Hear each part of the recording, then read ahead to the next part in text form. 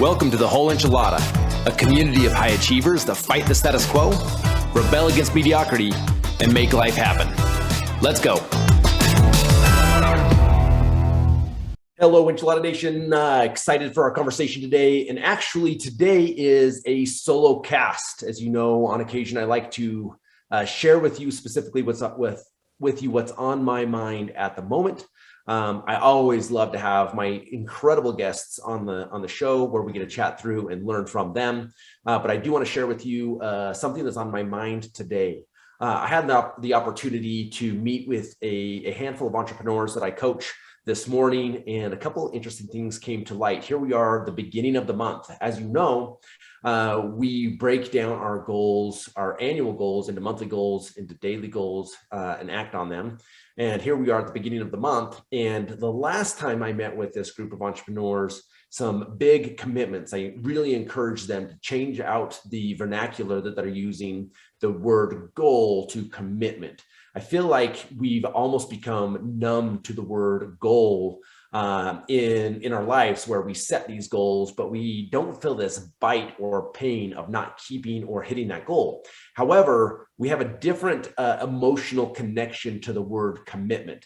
If at the end of the month, I told someone, oh, you didn't hit your goal, it's like, well, yeah, I didn't hit my goal, but I did all these other things, as opposed to saying to someone, hey, you didn't fulfill a commitment to me. Most people are going to have a different emotional reaction or connection to that word than they didn't hit their goal. So I would challenge you to do the same thing as you're thinking through your goals for the rest of the year and for the year coming up. Is I want you to think of them as a commitment.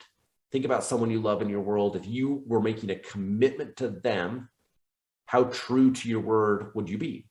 So as I met with this group of entrepreneurs today, I asked this question.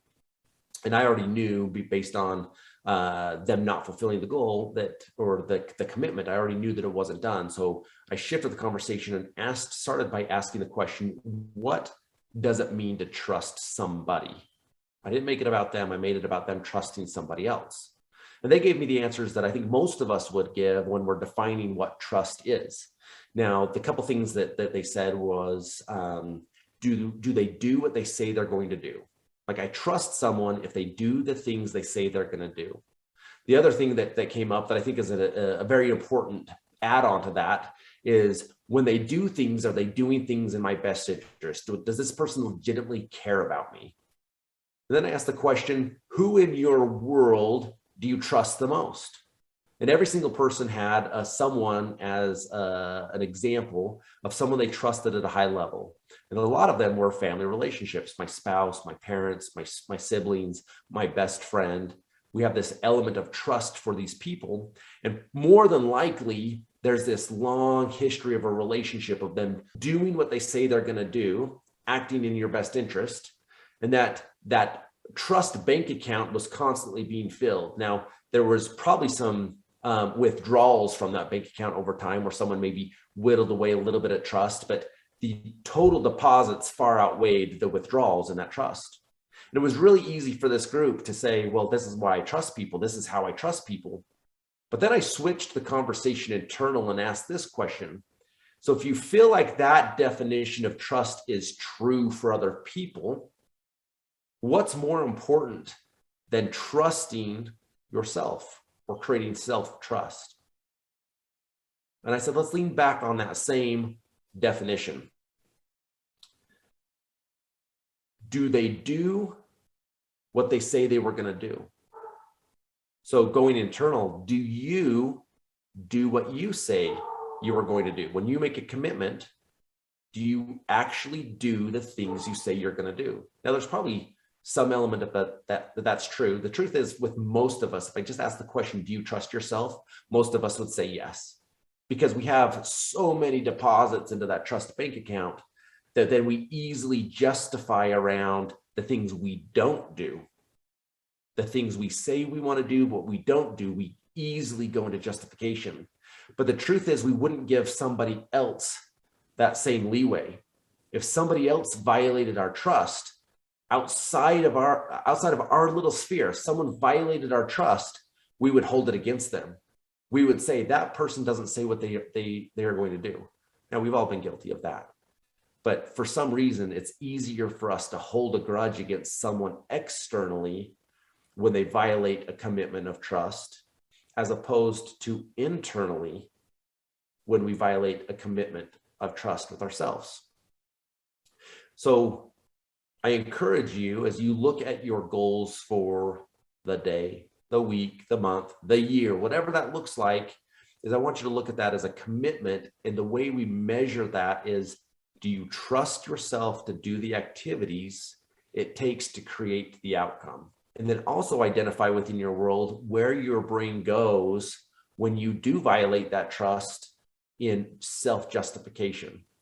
Well, I know I said I was going to reach out to this many clients and go to this many meetings, or whatever it is, whatever that lead measure is that you're focused on, but these other things became a priority. Well, that may be true, but in the moment you made the goal, I've never sat in a one-on-one coaching call with an entrepreneur where they said, you know what, I really don't want to succeed that much this month. Or, you know what, my goals really aren't that important to me. Or, you know what, I'm not worried about building a future for myself and my family. No one's ever said that.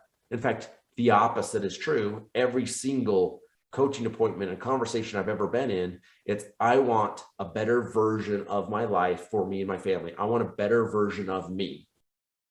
So if 100% of the entrepreneurs I've ever coached and worked with had that goal of becoming a better version of themselves and identifying and committing to the activities that they knew would get them there, how come such a small percentage of them actually fulfill the commitment? And I think it does root back to this conversation around, how do we treat self-trust when we violate our daily commitment and don't do those things? And by the way, I'm throwing myself in this bucket too. I can't tell you how many times I have a to-do list of things that I'm committed to do that day, only at the end of the day to be like, how did I not get these things done? I worked so hard today. I'm drained. I put so much energy into this today. Yet here I am looking at my same to-do list with nothing checked off that was the same as it was this morning. So we all fall into this trap. So when I'm speaking to you, I'm also speaking to me. The last point I want to make with this is the way to get back on track. If you give yourself a grade, if I was to ask you and invite you to say on a scale of 1 to 10, based on how you're showing up, slowing down and having a reality conversation on a scale of 1 to 10, how is your self-trust? At what level do you trust yourself to do the things you say you're going to do? And if there's a gap, let's say you give yourself a score of 7, because that's the most common. Anytime you give someone a scenario of a scale of 1 to 10, most commonly they will say 7. You can count on it. Let's say it is a 7. You've got a gap of 3 because we all deserve a self-trust of 10. It's not a big, long track to get that from a 7 to a 10. What that begins with is, what can I commit to today that I know I can do? And whether that's I'm going to reach out and have a conversation with these 3 clients that I haven't talked to in a while. On a personal level, I'm going to drink more water today. I'm going to exercise today. Whatever that is, pick something you know without a doubt that you can do. And what's going to happen is you fulfill that commitment, is something subconsciously for you is going to say, hey, wait, I'm a person that says they're going to do something, then I do it. And you're going to create a pattern of that. You're going to do that over and over and over again. And as you look at these bigger commitments, your brain's going to switch gears from, how do I instantly protect myself from going through the pain to tackle that big goal, to saying, well, I'm a person that does the things I say I'm going to do. So let me start thinking through, how am I going to accomplish this goal? And your subconscious and your brain becomes your biggest ally, your biggest friend, your biggest supporter in hitting those goals. But it starts small to go big.